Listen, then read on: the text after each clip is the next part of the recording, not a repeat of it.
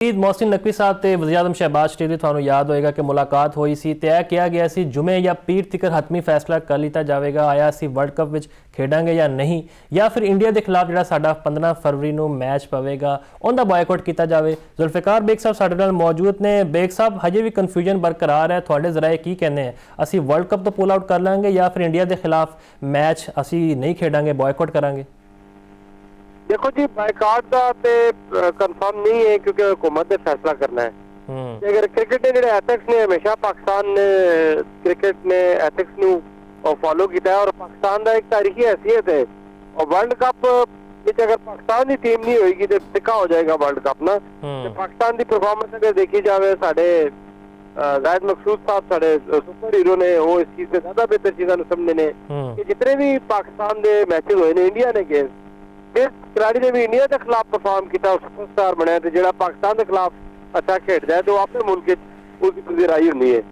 मैं समझना Pakistan cricket board बड़ा स्मार्ट खेल रहा है और अपने पत्ते जोड़े ने वो अपनी बहुत शरीफ रखे हुए ने, बड़े अच्छे तरीके चीज़ों टैकल कर रहे हैं। मेरी ख्वाहिश ये है कि पाकिस्तान नू इंडिया के खिलाफ खेलना चाहिए क्योंकि पाकिस्तान एक वाहिद मुल्क है दुनिया ना जो सियासत नहीं लैके आया क्रिकेट के अंदर। भारतीय जनता पार्टी इन्हों की हुकूमत क्रिकेट बोर्ड जो इंडिया का है उन्होंने अंदर जो इंताफ पसंद लोग ने वो सियासत को लैके आए हैं, तो उसका शिकार भी हो जाएंगे। बंद गली के अंदर खुद ही इंटर हो गए। बांग्लादेश से पाबंदी लग जाएगी, बांग्लादेश नहीं आ रहा, बांग्लादेश नहीं क्रिकेट नहीं होगी इंटरनेशनल। इसी तरह जो पॉलिसी उन्होंने पाकिस्तान के खिलाफ जो स्क्रिप्ट या ड्राफ्ट तैयार किया कोई बांग्लादेश के खिलाफ ही इस्तेमाल कर रहे हैं। अगर पाकिस्तान खेलता है तो उसे एहतजाज के बहुत सारे तरीके ने, तुम कालियां पट्टियां ला के भी खेल सकते हो और इस तो बाद अगर तुम परफॉर्मेंस नाल भी उन्होंने शिकस्त दे सकते हो। ये इंटरनेशनल क्रिकेट कौंसल जो आला हुकाम ने वो जो ब्रिटिश लॉबी है खास तौर पर आस्ट्रेलिया और इंग्लैंड जो लोग मैंबर ने ICC ने वो उन्होंने इंडियन क्रिकेट बोर्ड से दबाव पा रहे हैं कि यार ये इस तरह सियासत के गेम ना घसीटो, जिसका ताल्लुक है पाकिस्तान और भारत के ताल्लुकात ना ये हमेशा से कशीदा रहे हैं। लेकिन इस तो बावजूद माजी देखा जाए तो क्रिकेट होती रही उन्होंने टीमें पाकिस्तान आई ने, लेकिन ये जी मौजूदा हुकूमत है इंडिया के अंदर खास तौर पर वो ना सिर्फ वो क्रिकेटर की दुश्मन है बल्कि हर मुकाबले फिक्र ने वो गेस चलते हैं क्योंकि वो उन्होंने जेहन कोई जरा भी उन्होंने दिमागी तवाज़ुन उन्होंने सही नहीं है, उसका नतीजा तो हर चीज नजर आना है। पाकिस्तान बड़ा अच्छे तरीके इसको टैकल कर रहा है। उम्मीद की जाती है कल को अच्छा फैसला होगा, क्रिकेट की बेहतरी ऐसे फैसला होना चाहिए। अगर पाकिस्तान पुल आउट करना है उसकी जगह दूसरी टीम से शामिल हो जाएगी क्योंकि वर्ल्ड कप उन्होंने ऑर्गेनाइज करना है या कराना है, लेकिन जो ग्लैमर है वर्ल्ड कप का वो खत्म हो जाएगा, यानी कि उसकी अहमियत खत्म हो जाएगी दुनिया के अंदर। एक बढ़िया टीमा जिस पाकिस्तान का शुमार दुनिया ने बेस्ट टीमा किया जाना है और पाकिस्तानी जो परफॉर्मर्स ने गो कि चलो टीमा हार जे जीती रहे मैक्सिमम। अगर पाकिस्तान की हिस्ट्री देखी जाए जितने भी बड़े टूर्नामेंट हो, चैंपियंस ट्रॉफी हो, वर्ल्ड कप हो या कोई भी सीरीज हो, पाकिस्तान की टीम ने जो प्लेयर ने आउटस्टैंडिंग परफॉर्मेंस का मुजाहरा करते हुए अच्छा पोजिशन रहे ने, सेमीफाइनल तक भी क्वालीफाई किया है, फाइनल तक भी रसाई हासिल की है।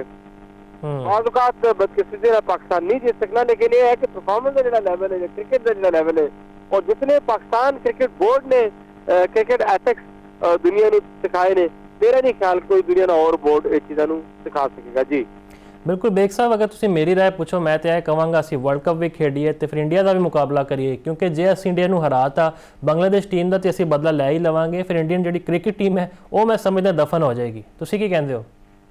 मैं समझना जी कि पाकिस्तान को क्रिकेट वर्ल्ड कप में जाना चाहिए, इन्होंने जाने ना इन्होंने जित हो जाएगी। यानी कि एक मुल्क है उन्होंने खिलाफ वो पॉलिसी तैयार कर रहा है, प्रोपेगेंडा तैयार कर रहा है, उन्होंने अगेंस्ट पॉलिसियां तैयार कर रहा है, तो उसके बावजूद अगर पाकिस्तान से खेलने जाना है तो जेंटलमैन गेम है। पाकिस्तान ने दुनिया के अंदर इमेज बिल्डअप होएगा, एक सियासी सिफारती और इंटरनेशनल सतह पर पाकिस्तान की जित होगी। उसकी वजह है कि सारी दुनिया को पता है कि इंडिया पाकिस्तान के अगेंस्ट जाता है या इंडिया पाकिस्तान के अगेंस्ट पॉलिसी तैयार करना है। उसके मुकाबले अगर पाकिस्तान को देखा जाए तो पाकिस्तान हमेशा स्पोर्ट्समैन स्पिरिट का मुजाहरा किया है और हार जित अहमियत नहीं होती क्योंकि कदे कोई जित जाता है, कदे दूसरी टीमें जित जाती ने। अगर प्रीवियस देखा जाए तो पाकिस्तान जो जूनियर प्लेयर ने उन्होंने इंडिया को हराया, उसका ये शिकार होया इंडिया के इंडिया की ग्रास रूट की क्रिकेट है और तकरीबन खत्म हो गई। इस वजह तो जो एमर्जिंग प्लेयर जिन्हें तो ट्रस्ट करते सन, जिन्होंने आगे फ्यूचर नेशनल टीम का हिस्सा बनना सी, वो काफी ज़हनी तौर पर उलझन का शिकार ने कि 1 अरब की आबादी चो कोई 11, 12, 13 या 16 खिलाड़ी इस लैवल से नहीं तैयार कर सके जिहड़े जित सकन। इस मुकाबले च अगर पाकिस्तान देखा जाए तो महदूद वसाइल, घट इंफ्रास्ट्रक्चर होने के बावजूद, इंटरनेशनल क्रिकेट भी महदूद होने के बावजूद वर्ल्ड क्लास क्रिकेटर आ रहे हैं और परफॉर्म भी कर रहे हैं और रिकॉर्ड भी बढ़ा रहे हैं। तो हुकूमत पाकिस्तान इस चीज़ को बगौर जायजा लेगी।